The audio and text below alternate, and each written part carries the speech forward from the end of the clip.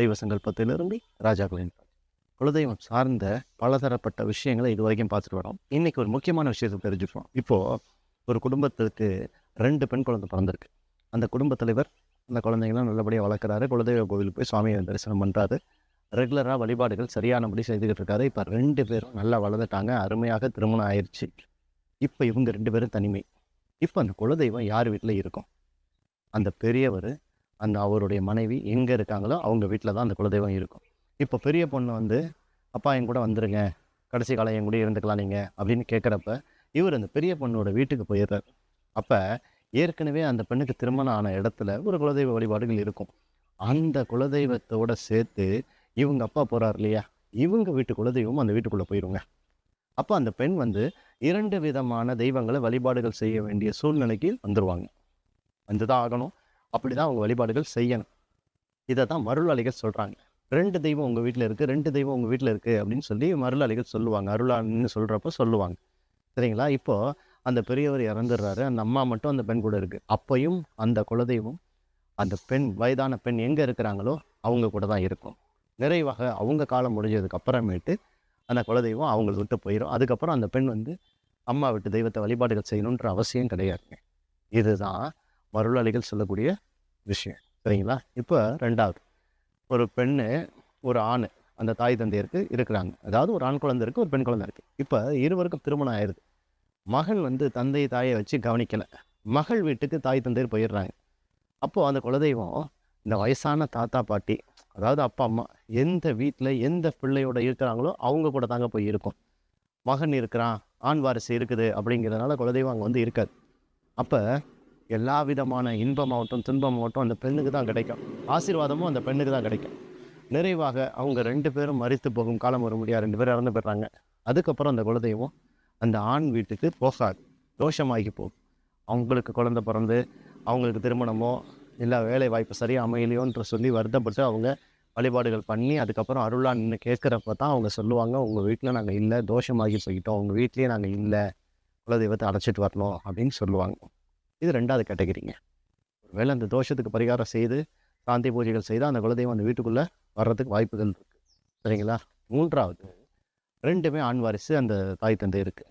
அப்போ அந்த குலதெய்வம் இந்த தாய் தந்தையர் எந்த வீட்டில் வாழ்கிறாங்களோ அவங்க கூட இருக்குங்க.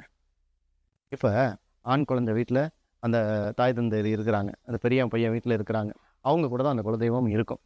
அவங்க காலத்துக்கு அப்புறமேட்டு தன்னுடைய அந்த பையனுடைய சகோதரன் வீட்டுக்கும் வீட்டுக்கும் மாறி மாறி அந்த தெய்வங்கள் போயிட்டு வந்துக்கிட்டு இருக்கும். இங்கே ஒரு முக்கியமான விஷயம், யார் வீட்டில் அந்த பெரியவங்க இறந்து போகிறாங்களோ, அதாவது வாழ்ந்த அந்த தாய் தந்தையர் 2 பசங்க இருக்காங்கல்ல, அவங்க வீட்டில் யார் வீட்டில் அவன் இறந்து போகிறாங்களோ அவங்க வீட்டில் தான் அமாவாசை தேதி கொடுக்கணும்.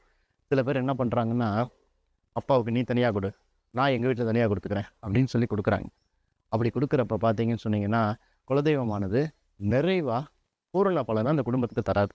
எந்த வீட்டில் அவர் இறந்தாரோ அந்த வீட்டில் சகோதரனும் சகோதரியும் இல்லை 2 சகோதரன் இருந்தாலும் சரி, எத்தனை பேர் இருந்தாலும் அந்த வீட்டில் வந்து அவங்க அந்த தவசம்னு சொல்லக்கூடிய தேதியை கொடுக்கணுங்க. அப்போ தான் அது நிறைவாகும். அட்லீஸ்ட் இது 1 வருடமாவது கொடுக்கணும். குறைந்தபட்சம் 1 வருடமாவது இந்த மாதிரி செய்யணும். அதுக்கப்புறம் கடல் சார்ந்து போனவங்க இருக்காங்க, தொழில் உத்தியோகமாக வேறு இடத்துக்கு போனவங்களாம் இருக்காங்க, அவங்க தனித்தனியாக கொடுத்துக்கலான்னு வச்சுக்கோங்களேன். அதுவரை, அதாவது 1 வருட காலம் வரை, இறந்து போய் 1 வருடத்துக்கு தேதி செய்வாங்க இல்லையா, அந்த தேதி முடிஞ்சு அடுத்த 1 வருடம் வரை அந்த அமைப்பை அவங்க செய்துட்டாங்கன்னா அந்த குலதெய்வத்தோட ஆசைகள் அவங்களுக்கு கிடச்சிருங்க. ஏன்னா குலதெய்வமானது பெரிய பையன் வீட்டுக்கும் சின்ன பையன் வீட்டுக்கும் மாறி மாறி போகணும், தோஷம் படக்கூடாதுன்னு சொன்னால் எங்கே அந்த பெரியவர் இறக்குறாரோ அந்த இடத்துல இருந்து ஆரம்பித்து அதுக்கப்புறம் கொஞ்சம் கொஞ்சமாக அதை பிரிச்சுக்கலாம், நம்ம அதுக்கு தகுந்த மாதிரி செஞ்சுக்கலாம். சரிங்களா? இப்படி குலதெய்வ வழிபாட்டில் இறந்து போனவங்களுடைய பாக்கியமும் பங்கும் உண்டுன்றதை நம்ம தெரிஞ்சுக்கணும். சரிங்களா? இப்போ இந்த குலதெய்வ வழிபாட்டில் இந்த மாதிரி தான் நம்ம விஷயங்களை புரிஞ்சுக்கணும். சரி, இப்போது 2 பெண் குழந்தை இருக்குதுன்னு சொன்னேன். அந்த 2 பெண் குழந்தையும் திருமணம் ஆனதுக்கப்புறம் யார் வீட்டில் இருக்கிறாங்களோ அவங்க வீட்டில் தான் அது போய் இருக்கும். 2வது பொண்ணு கூப்பிடவே இல்லை, அப்பா அம்மா வந்து பார்த்துட்டு போகுதுன்னா அவங்க வீட்டுக்கு அந்த குலதெய்வம் போகாது. இந்த பெரிய பொண்ணு சின்ன பொண்ணு வீட்டில் விட்டுருச்சு, அப்பா அம்மாவை கவனிக்கலை, அவங்க வரிசையில் அங்கே தான் மறிக்கிறாங்கன்னா சின்ன பொண்ணு வீட்டில் தான் அந்த குலதெய்வம் இருக்கும். அதே மாதிரி ஆண் வாரிசு பெண் வாரிசுன்னு இருக்கக்கூடிய குடும்பத்தில் ஆண் வாரிசு கவனிக்கலை, பெண் மட்டும் தான் கவனிக்கிறாங்கன்னா அந்த பெண்ணோட இருக்கும், அதுக்கப்புறம் அந்த ஆணுக்கிட்ட போகாது, தோஷமாகி போயிடும். சரிங்களா? ஆக மொத்தத்தில் இந்த வயசான தாய் தந்தையர் எந்த வீட்டில் இருந்து இறந்து போகிறாங்களோ அங்கே தான் அந்த குலதெய்வத்தோட அருளும் ஆசிகளும் நிறைஞ்சிருக்கும். பாவமும் புண்ணியமும் சேர்ந்தும் இருக்கும். அது எல்லாம் அவங்களுடைய நன்மை தீமைகளை பொறுத்து மாறி மாறி வர செய்யும். இதுதான் இந்த குலதெய்வம் சார்ந்த நுணுக்கமான விஷயத்தில் மற்றொரு விஷயம். இந்த வீடியோ உங்களுக்கு பிடிச்சிருந்தா கமெண்ட் பண்ணுங்கள், லைக் பண்ணுங்கள். இதில் ஏதாவது குழப்பங்கள் கேள்விகள் இருந்தால் கேள்வி கேளுங்க. அதற்குண்டான பதிலை நான் தயார் பண்ணி சொல்கிறேன். நன்றி. ஜாயின்.